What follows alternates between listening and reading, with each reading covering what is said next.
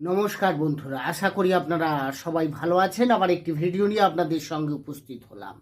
আজকের বিষয়বস্তু সিংহ রাশির জন্য খুবই গুরুত্বপূর্ণ। তার কারণ আজকে যে বিষয় নিয়ে আলোচনা করব তা হলো সিংহ রাশির এই বৎসরের শেষ 3 মাস অর্থাৎ অক্টোবর, নভেম্বর, ডিসেম্বর আপনার জীবনে কি ঘটবে, আগাম কিছু ভবিষ্যৎবাণী আজকে করব। হ্যাঁ বন্ধুরা, তার কারণ আমরা মাসিক রাশিফল দিয়ে থাকি, তো সেখানে যদি আপনি আগে থেকে অনেক আগে থেকে অ্যাডভান্স জানতে চান অবশ্যই, কারণ সিংহ রাশির ক্ষেত্রে দেখা যায় বহু মানুষ তো রয়েছে, তো এক একটা স্টেজে এক রকমের মানুষের প্রশ্ন থাকে।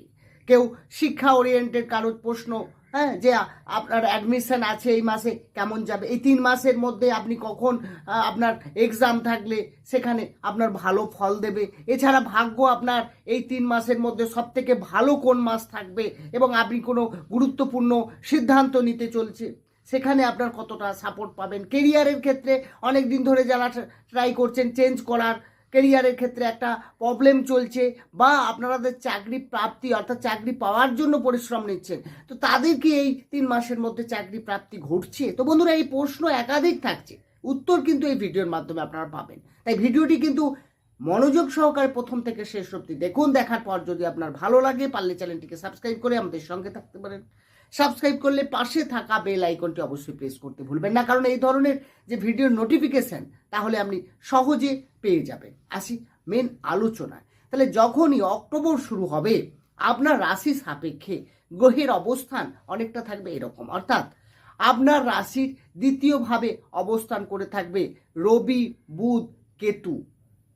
রাশির তৃতীয় ভাবে অবস্থান করে থাকছে শুক্র, সপ্তমে থাকছে শনিদেব, অষ্টমে থাকছে রাহু, আপনার রাশির দশম ভাবে থাকছে বৃহস্পতি এবং একাদশ ভাবে অবস্থান করে থাকবে মঙ্গল।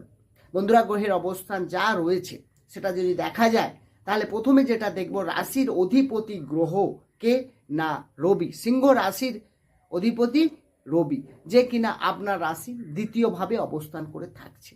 তো দ্বিতীয় ভাব তো ঠিক আছে, দ্বিতীয় ভাবে কোনো সমস্যা নেই, কিন্তু 17ই অক্টোবরের পর থেকে 17ই অক্টোবর থেকে শুরু করে 16ই নভেম্বর পর্যন্ত রবি আপনার থার্ড হাউসে অর্থাৎ তুলা রাশিতে অবস্থান করবে এবং নিচস্থ হয়ে, একে শত্রুর ঘর তারপরে নিচস্থ, তাহলে রাশির অধিপতি গ্রহের অবস্থান কিন্তু এই সময় পিরিয়ডটা কিন্তু ঠিক নয়।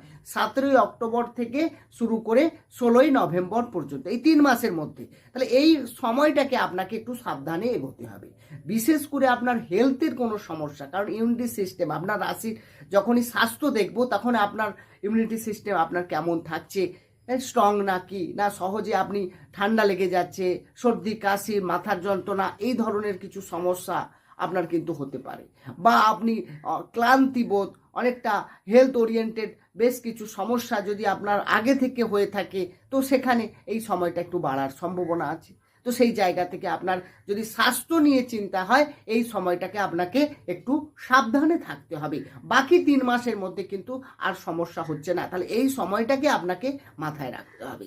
এরপর যখন রবি সে 4th হাউসে গোচর করে যাবে 16ই নভেম্বরের পর থেকে টানা, তাহলে সেই সময় তারপর 4th হাউস, তারপর 5th হাউস দিয়ে গোচর করবে। তার মানে 4th হাউসে যাওয়া মানে আপনার প্রপার্টি ডিলিংটা ভালো হবে। কেউ যদি জমি বা কোনো ফ্ল্যাট নির্মাণ বা ক্রয় করতে চাচ্ছেন তাদের জন্য এই সময়টা খুবই ভালো সিংহ রাশির ক্ষেত্রে, বা আপনি কোনো বাহন কিনতে চাইছেন, সুখ সুবিধা বৃদ্ধি পাওয়া, ফ্যামিলিতে শান্তি বিরাজমান হওয়া, বা আপনার সঙ্গে কারো ফ্যামিলিতে কোনো সম্পর্ক খারাপ থাকলে সেখান থেকে অনেকটা ঠিক হওয়ার সম্ভাবনা রয়েছে এই সময়টা। এরপরে আসবো আপনার পঞ্চমপতি অর্থাৎ বৃহস্পতি আপনার দশমে অবস্থান করে থাকছে। তো যারা শিক্ষা নিয়ে প্রশ্ন রাখেন বা যারা শিক্ষা নিয়ে প্রশ্ন করেন যে আপনার কোনো এক্সাম রয়েছে এই সময়, বা আপনার পড়াশুনোয় ঠিকঠাক মন বসছে না, সেটা হতে পারে আপনি বা আপনার কোনো সন্তান যদি সিংহ রাশির হয়, তাহলে দেখা যাবে তাহলে বৃহস্পতির অবস্থান কেন্দ্রে আছে দশমে, ঠিক আছে, কিন্তু শত্রুক্ষেত্রে। তার মানে আপনার পড়াশুনো যতটা না করবেন আপনি কিন্তু তার থেকে বেশি চিন্তা করবেন, অনেক কিছু ভেবে ফেলবেন, এটাই হচ্ছে সমস্যা। তাহলে আপনার এই যে ওভার থিঙ্কিং, এটা কিন্তু শিক্ষার ক্ষেত্রে কিছুটা সমস্যা আনতে পারে, আপনাকে সাবধান হতে হবে, আপনাকে একাগ্রতা বাড়াতে হবে, ধৈর্য রাখতে হবে, কারণ শনিও বক্রী থাকছে, সেক্ষেত্রে আপনার কিন্তু একটু সমস্যা থাকবে, মাইন্ড ডাইভার্ট হওয়ার সম্ভাবনা প্রবল থাকছে। তো এক্ষেত্রে তবে যদি আপনি ঠিকঠাকভাবে মনোনিবেশ করতে পারেন, একাগ্রতা রাখতে পারেন, তাহলে কিন্তু অন্তিমে আপনার রেজাল্টটা খারাপ হবে না, ভালো হবে। তবে শিক্ষা নিয়ে এই সময়টা একটু সাবধানে এগোতে হবে। আর যদি দেখা যায় প্রেম ভালোবাসার ক্ষেত্রে যারা লাভ রিলেশনে রয়েছে তাদের জন্য বন্ধুরা দেখা যাবে যে আপনার কর্মক্ষেত্রে কারোর সঙ্গে কাকো ভালো লাগা বা আপনার সঙ্গে কারো যদি রিলেশন থাকে সেখানে কেরিয়ারের ক্ষেত্রে তার কোনো গ্রোথ দেখা যাবে। হ্যাঁ, লাইফ যার সঙ্গে লাভ রিলেশনে রয়েছে তার প্রমোশনের কোনো একটা সম্ভাবনা কর্ম রিলেটেড সেটা কিন্তু দেখাচ্ছে, এবং আপনার লাভ রিলেশনটা অনেকটা বেটার দেখাচ্ছে। তবে হ্যাঁ, আপনার কিন্তু বাণীর উপরে কন্ট্রোল করতে হবে, কারণ আপনার সেকেন্ড হাউসে দ্বিতীয়ভাবে কেতু অবস্থান করে থাকছে এই 3 মাস। সেক্ষেত্রে আপনার কথাবার্তার মধ্যে এমন কিছু অসঙ্গতি বা এমন কিছু যে আপনার অ্যাটিটিউড বা আপনি কোনো জেদের বসে এমন কিছু বলে না ফেলেন যাতে সামনের ব্যক্তি কিন্তু ক্ষুব্ধ হয়ে যায়, এটা কিন্তু আপনাকে মাথায় রাখতে হবে। বাকি যদি সন্তান প্ল্যানিং করতে চান এই সময়টা ঠিক আছে, এখানে কোনো সমস্যা নেই, সন্তান ভাগ্য ভালো দেখাচ্ছে। এরপরে যদি দেখা যায় আপনার ম্যারেজ লাইফ, হ্যাঁ বন্ধুরা, বিবাহিত জীবন, সেখানে যদি সপ্তম থেকে তো আমরা বিবাহ বা বিবাহিত জীবন বিচার করি, তো সেখানে শনির অবস্থান, সপ্তমপতি শনি, সে আপনার সপ্তমে অবস্থান করে থাকছে ঠিকই, কিন্তু বক্রী হয়ে থাকছে। 14ই নভেম্বর পর্যন্ত বক্রী থাকছে। তাহলে এই 14ই নভেম্বর পর্যন্ত ম্যারেজ লাইফে কিছু না কিছু ডিস্টার্ব থাকবে, বা আপনার লাইফ পার্টনারের কোনো হেলথ ইস্যু আসতে পারে, আপনাকে একটু সাবধান হতে হবে। কিন্তু 14ই নভেম্বরের পর ম্যারেজ লাইফ ঠিকঠাক হচ্ছে।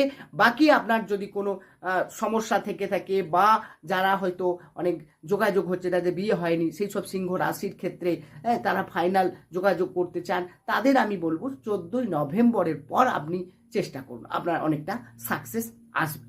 এরপরে যে বিষয় আসবো সেটা হচ্ছে আপনার ভাগ্য। হ্যাঁ বন্ধুরা, ভাগ্যেশকে না মঙ্গল, অর্থাৎ নবমপতি মঙ্গল, সে প্রথমে তো একাদশভাবে থাকছে, তারপরে 20শে অক্টোবর দ্বাদশে গোচর করে যাবে। আমরা সবাই জানি দ্বাদশ ভাব কুণ্ডলীর শুভ নয়। তাহলে যখনই ভাগ্যের ব্যয় হয়ে যাচ্ছে, ভাগ্য আপনার খারাপ চলবে। অর্থাৎ কোনো বড় সিদ্ধান্ত নিতে গেলে সবসময় 20শে অক্টোবরের আগে নিয়ে নিন।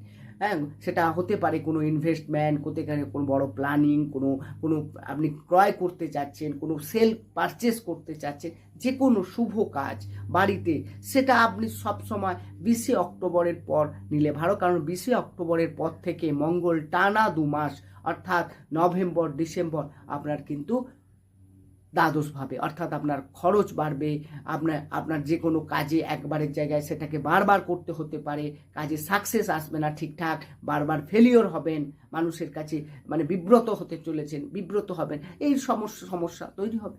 এরপরে যে বিষয় আসবো সেটা হচ্ছে আমাদের কেরিয়ার, দশম থেকে কর্ম। দশমে বৃহস্পতি ম্যানেজমেন্ট স্কিল তো ভালো রাখবে, আর যারা ম্যানেজমেন্ট নিয়ে কাজ করছেন, কাউন্সিলিং, অ্যাডভাইসার, টিচার, প্রফেসর, তাদের জন্য তো ভালোই রয়েছে।